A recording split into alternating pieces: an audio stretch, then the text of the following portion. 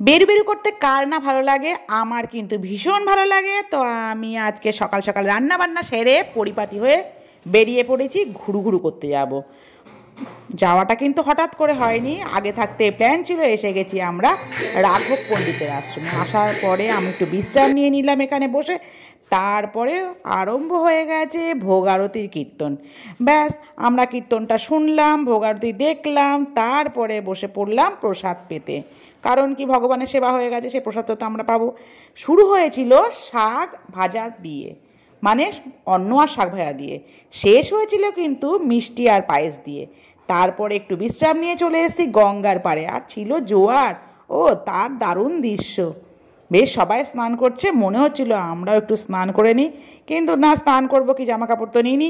আমার বান্ধবী গঙ্গার জল নিয়ে নিল। ব্যাস, এরপরে টোটো ধরে নিলাম, আর বাড়ি যাওয়ার আগে আবার একবার ভগবানকে দর্শন করে নিলাম।